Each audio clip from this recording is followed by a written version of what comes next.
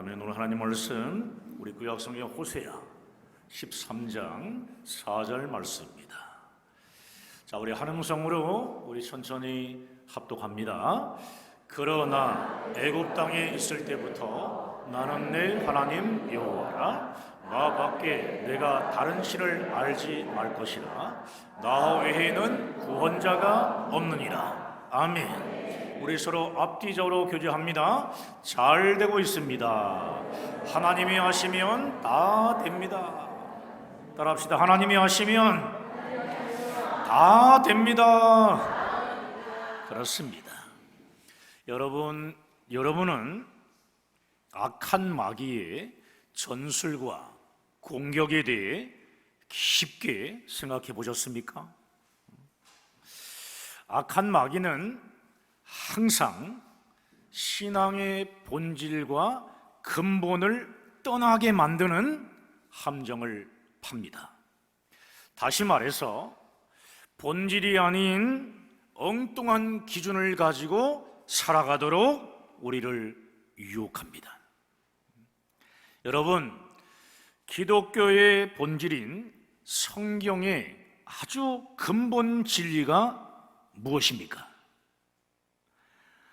첫 번째는 뭐냐 하면은 이 세상 모든 사람은 다 죄인이라는 것입니다. 한번 따라해 볼까요? 이 세상 모든 사람은 다 죄인이라는 것이다. 그렇습니다. 이 세상 모든 사람은 다 죄인이라는 것입니다. 그래서 사람은 죄 때문에 영원한 형벌을 받아 지옥에 갈 수밖에 없는 존재라는 것이 성경의 외침입니다. 사람들이 구원을 받기 위해 여러 가지 종교, 철학, 선행, 도덕을 다 시도해 보아도 하나님께 갈 수 있는 구원의 길은 없다라는 것이 성경의 진리입니다.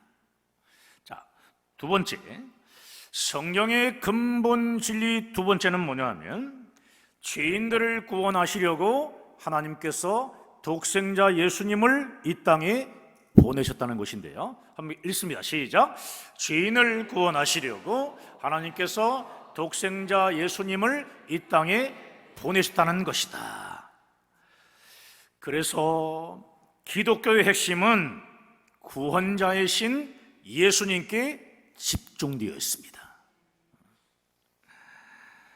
우리의 죄를 사해 주시려고 십자가에서 속죄의 피를 흘려주신 예수님의 구원을 믿으라는 것입니다.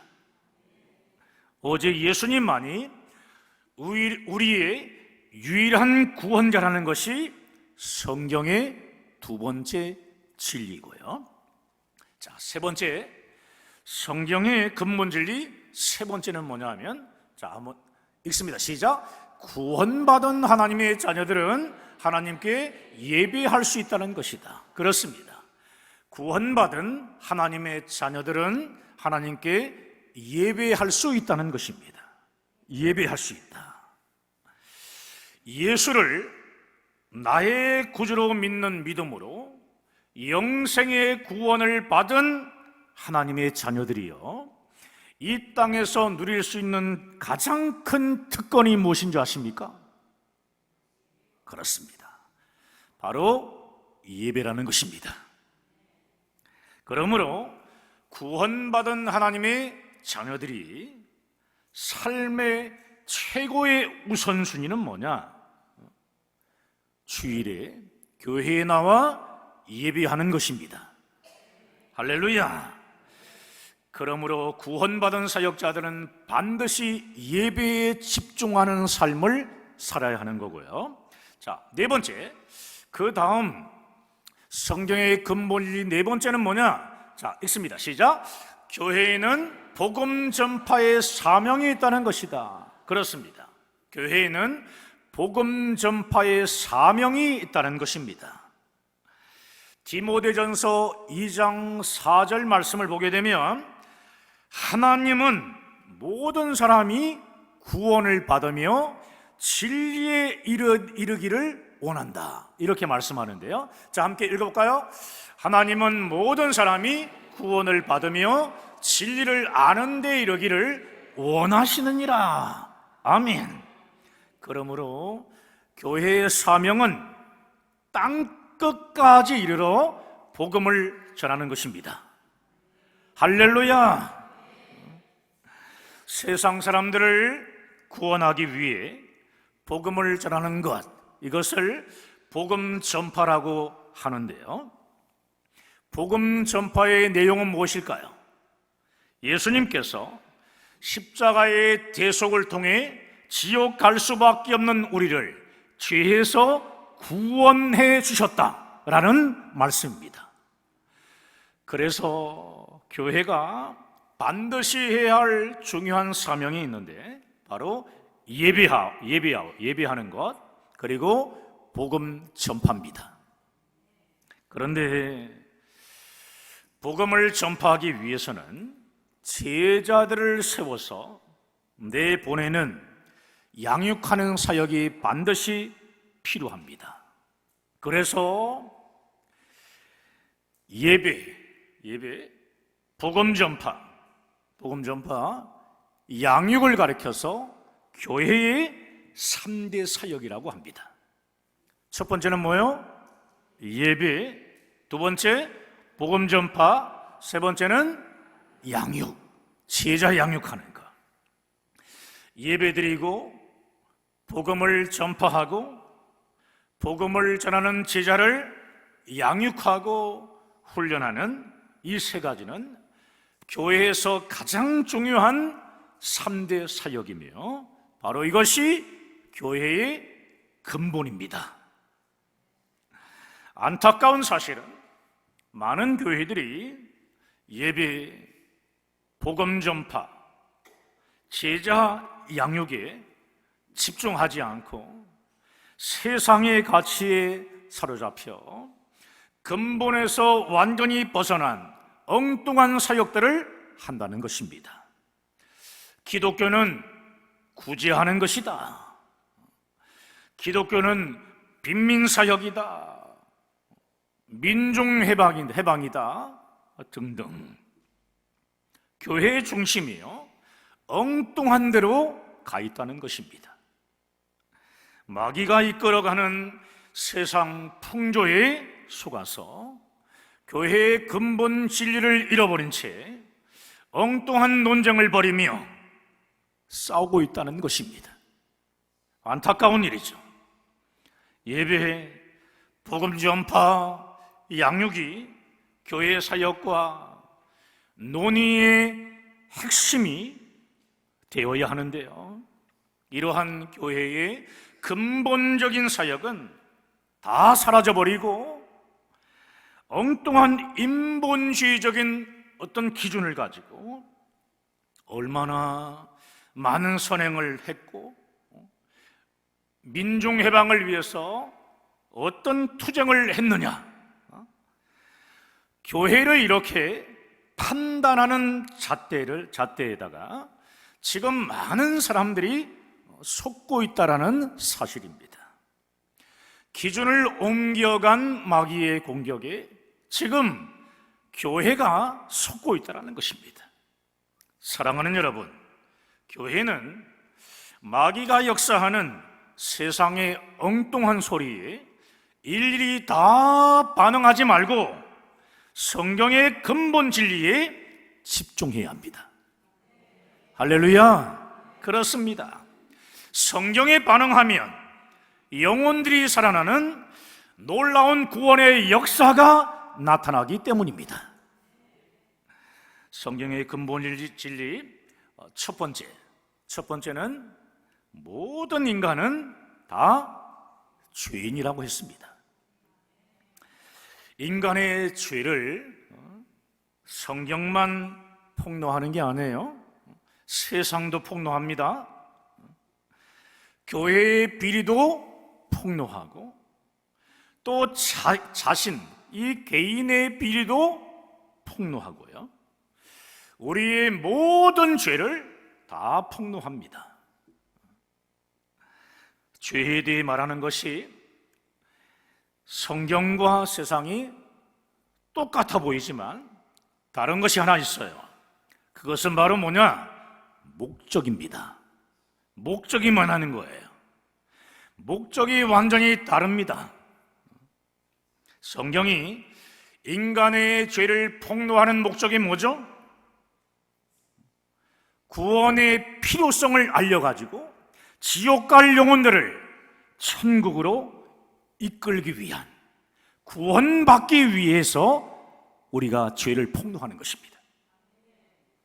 죄에서 구원받은 유일한 길은 오직 우리 주 예수 그리스도의 십자가밖에 없습니다. 그렇습니다. 예수님의 십자가 외에 우리는 살 길이 없습니다 하는 회개의 울부짖음이 필요하다는 거죠. 울부짖음이 나오게 하라는 겁니다. 그런데 마귀로부터 나온 세상의 죄의 폭로, 다시 말해 정죄의 목적은 무엇일까요? 그것은 바로 죽이려고 하는 겁니다. 죄를 폭로해서 좌절시키고, 죄를 폭로해가지고 자포자기하게 만들고, 죄를 폭로해서 자살하게 만듭니다. 그러므로 우리를 죽이려는 마귀의 정죄와 성경이 우리에게 죄를 보여줌으로써 회개를 통해 구원에 이르게 하는 것은요, 근본적으로 다른 겁니다. 그래서 우리는 속지 말아야 하는 겁니다. 여러분, 우리 주변에 죄에 대한 폭로의 시도 자체가 굉장히 많을 수 있습니다. 영이 죽은 현재의 상태의 모습을 보여주는데, 그것이요 하나님께로부터 온 것인지 아니면 마귀로부터 온 것인지 명확하게 알 수 있는 기준이 있어요. 그것은 죄의 폭로를 통해서 예수 그리스도의 십자가를 찾게 만드는가, 아니면 죄의 폭로로 말미암아 포기하게 하고 절망하게 만드는가로 명확히 알 수 있는 것입니다.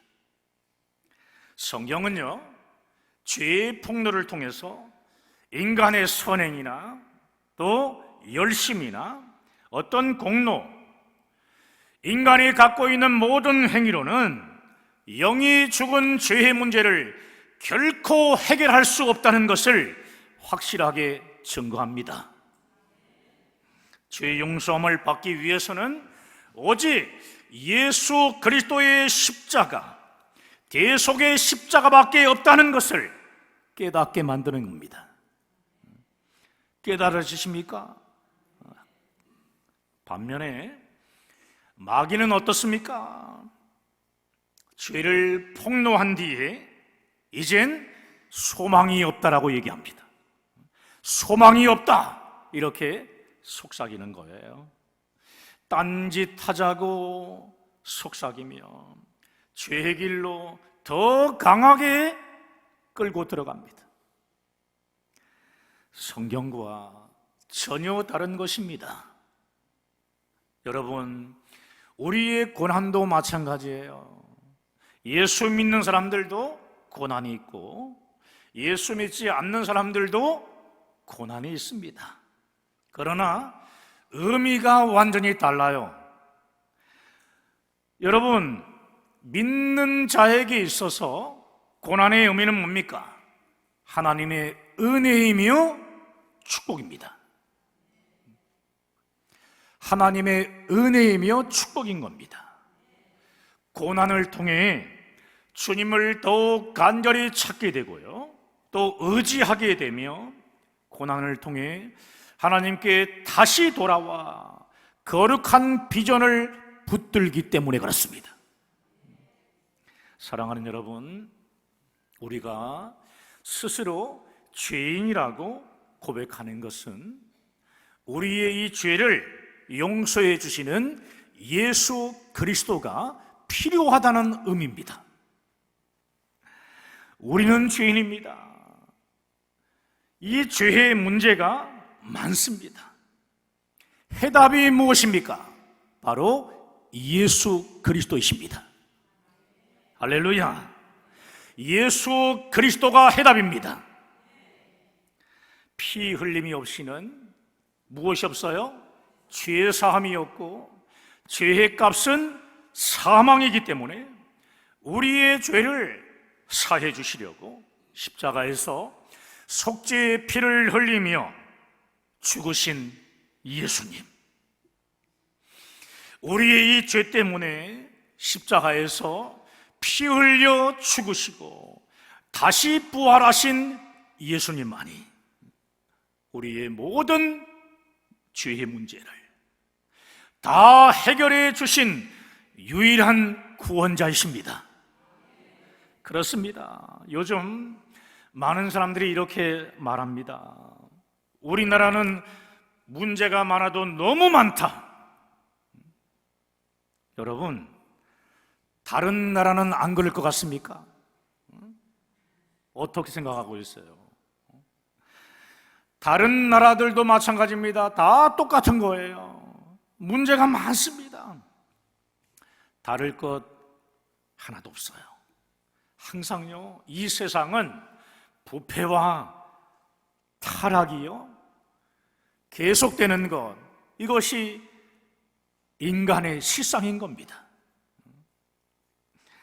여러분, 오늘 본문을 볼까요? 오늘 본문, 자, 다시 한번 본문을 읽겠습니다. 자, 시작. 그러나 애굽 땅에 있을 때부터 나는 내 하나님 여호와라. 나 밖에 내가 다른 신을 알지 말 것이라.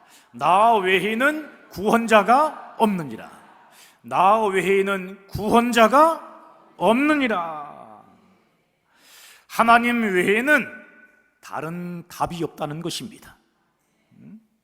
문제 해결에 유일한 답은 누구냐? 오직 예수님밖에 없다는 것입니다. 악한 마귀는 지금도 광명한 천사로 자신을 숨기고요, 자꾸 우리에게 속삭입니다. 우리 교회 안에 많은 문제가 있다, 이렇게 속삭이는 영적 존재가 마귀입니다. 보세요. 문제 제기는 교회 이름으로 해놓고 나서 해결점은 어떻게 하느냐? 사회적인 해결, 인본주의적인 해결로 해야 한다라고 주장합니다. 특징이 뭡니까? 예수님께 소망을 두지 말라는 거예요. 이것은 아주 잘못된 것입니다. 여러분, 이제 우리는 제대로 판단해야 합니다. 어떤 교회가 좋은 교회인지 또 나쁜 교회인지, 이 사람의 말이요 성경적인지 아닌지를 먼저 살펴보고 분별해야 하는 것입니다.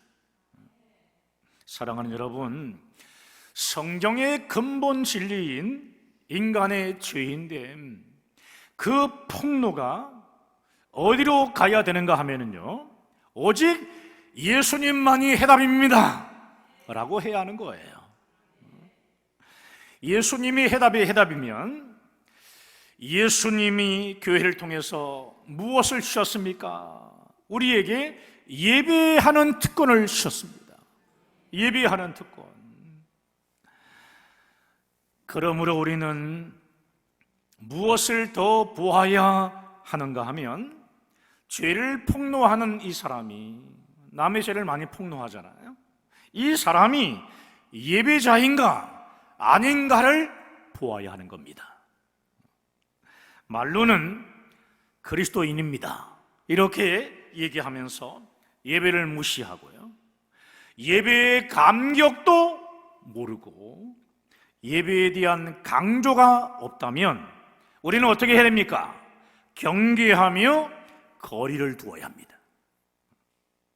아멘. 아멘 할까 말까?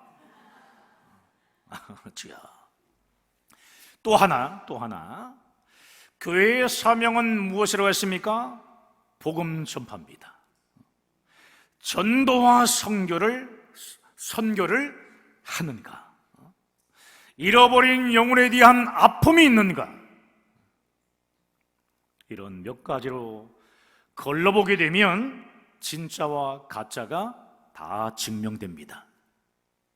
사랑하는 성도 여러분, 바울과 실라가 빌립보 감옥에 갇혔을 때 했던 일이 무엇입니까?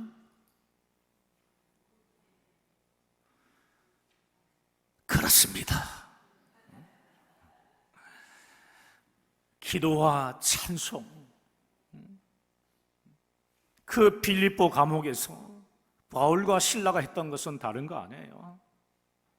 원망과 불평이나 악한 마귀가 공격하는 그런 판단이 아니라 바로 하나님의 말씀을 붙잡고 기도하고 또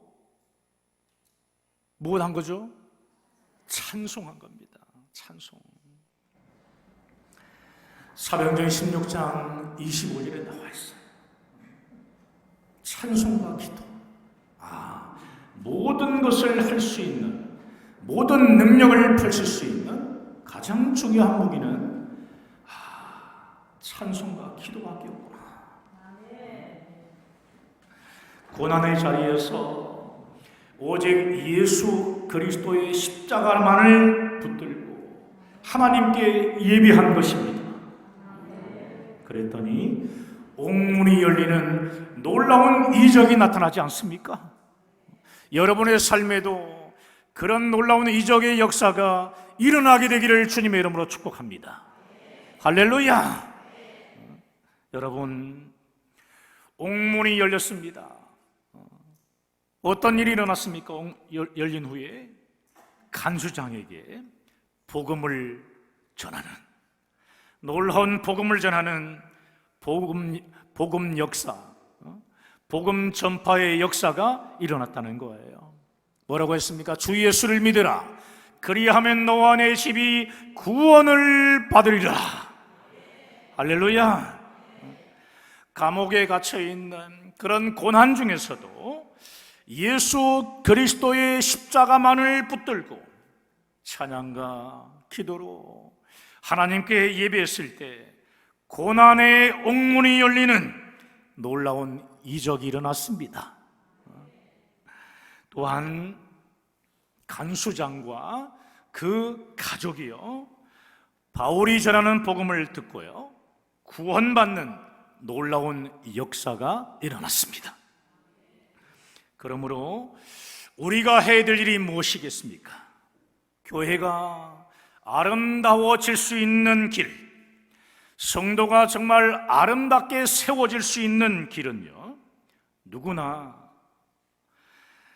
원망하고 불평할 수 있는 고난에 있는 그 자리에서 해결할 수 있는 길은 뭐냐면은 오직 예수밖에 없다는 것을 여러분 기억하시고, 하나님을 찾으며 예배의 자리에 나오셔야 합니다. 할렐루야. 오늘요, 고난의 십자가를 붙들어야 한다는 말씀이에요. 여러분, 아무것도 할 수 없는 수치와 고난의 자리에 지금 서 있는 분이 있습니까? 고난 때문에 어떻게 할지 몰라가지고 방황하고 있는 분이 있습니까? 사람의 눈치를 보는 인본주의적인 방법을 여러분 의지하시면 안 됩니다. 그러면 죽습니다. 다른 방법은 없어요. 오직 예수님의 십자가 앞에 엎드려야 살 수 있습니다. 바울과 실라처럼요, 예배를 회복해야 살 수 있는 것입니다. 사랑하는 늘사랑교회 성도 여러분, 예수님의 구원의 십자가를 붙드십시오. 그리고 예배를 회복하시기 바랍니다. 여러분의 삶 속에 놀라운 구원의 역사가 나타나게 될 것입니다. 할렐루야. 오늘 말씀 붙잡고 우리 함께 기도하십시다.